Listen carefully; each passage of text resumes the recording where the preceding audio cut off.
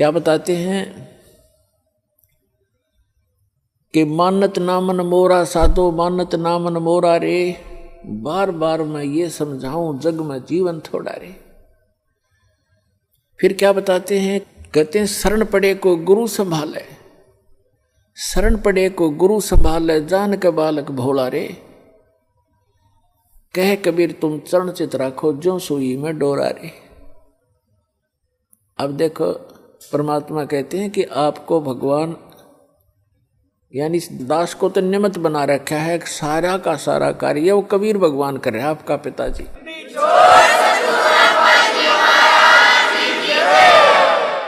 उसके लिए उन्होंने बताया है कि जैसे ये दास एक उस परमात्मा का चलता फिरता एक पावर हाउस है, लेकिन मेन पावर हाउस तो वो खुद है मालिक। वो थर्मल प्लांट है जहाँ से बिजली बनती भी है और आपको हमें प्राप्त भी हो रही है। इससे आपको आगे कनेक्शन मिल गए। जैसे आप कोई मोबाइल कनेक्शन ले लेते हो, कोई तार नहीं, कोई कनेक्शन जोड़ा दिखता नहीं और सारा काम कर रहा है, और जिस दिन आप उसका बिल नहीं भरोगे तो कनेक्शन ऑटोमेटिक वहीं से कट जाएगा, आपको बताने की जरूरत नहीं पड़ेगी। तो इस प्रकार ये दास एक चलता फिरता परमात्मा की पावर का एक छोटा वो समझ लो पावर हाउस, और इससे जिसको कनेक्शन मिलेगा उसके घर में वो पावर आएगी, उस परम पिता की थ्री फेस की। और इसकी जो मर्यादा में रहना और इसका टैक्स आप भरते रहना, यानी आपकी मजदूरी करते रहना, दान धर्म करते रहना, या नाम की मजदूरी, राम नाम की कमाई करते रहना, तो आपका कनेक्शन ठीक रहेगा तो पावर आपके घर पे आपका काम करती रहेगी। और जो पावर से काम होता वो मैनुअली नहीं हो सकता। जैसे पशुओं का चारा काटा करते हाथ से, ऐसे मशीन थी, अब भी है गांव में गरीबों के पास, तो वो हाथ वाला काम तो मैनुअल जितना ही होता है। जब उसमें लगा दी मोटर और पावर का कनेक्शन मिल गया, कट कट कट कट 1 घंटे में ढेर लगा देती है। आटा पीसा करते हाथ से, वो मैनुअल 2 घंटा में जाकर 2 किलो पिसा करता। अरे 2 घंटा में ठोक दे, पीट दे 10 क्विंटल आटे को, और हाथ नहीं लगाना, कोई प्रयत्न नहीं, मेहनत नहीं। तो परमात्मा की पावर से जो आपके संसारी कार्य होंगे ऐसे अनोखे से होंगे। आपको अभी तक पावर का कनेक्शन नहीं मिला था, उन नकली पावर हाउसों से तुम कनेक्शन लिए बैठे थे, जो कीकर के लटकर तार बांध रहे थे अपने, और कहे थे पावर हाउस जितने भी संत और महंत और आचार्य और शंकराचार्य। तो सौभाग्य आपका कि आपको उस पावर का कनेक्शन मिल गया। फिर इस पावर के काम देखियो आप, ठीक है, ये अदृश्य कार्य होते हैं। इस यहाँ की भौतिक पावर का हमने अलग से दिखाई देता, पर ये भी कुछ दिन में आपने न्यारा दिखाई देगा। आप कल्पना भी नहीं कर सकोगे, ऐसे सुख देगा आपको। और आप किसी को बताओगे, आपको शर्म आओगी कि जान देना हटेगा और मन झूठा बनाओगा, एक झूठ बोल रहा है, और आपका कलजा फटन हो रहा होगा, किसने बताऊं।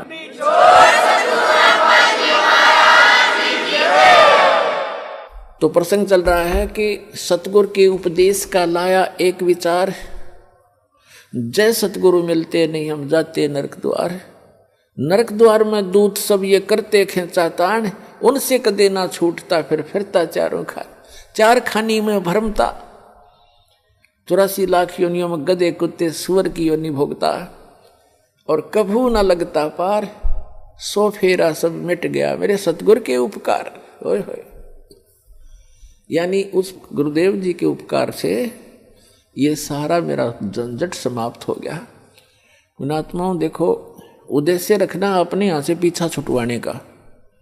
ऐसा ज्ञान बता दिया जाएगा, आपको आत्मा से ग्लानि हो जाएगी पुनर्जन्म की, और जब तक आत्मा में हेट नहीं होगी इस पुनर्जन्म की, तो आपका कभी ना कभी पैर फिसल जाएगा।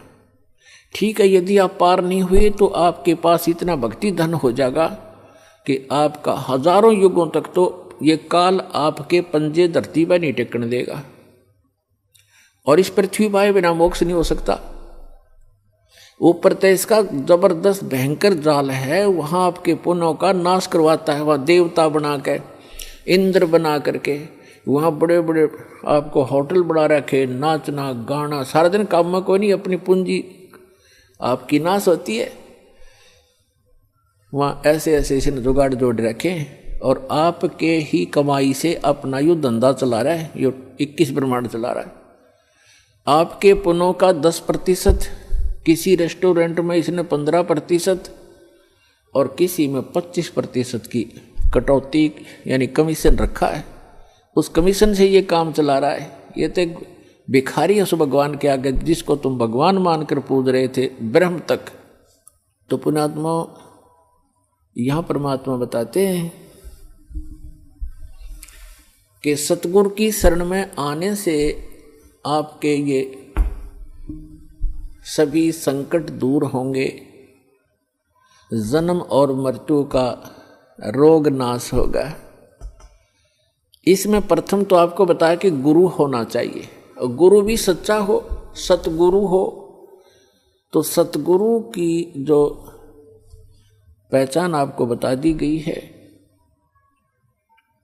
और जब तक सतगुरु नहीं मिलेगा आपका मोक्ष नहीं हो सकता है।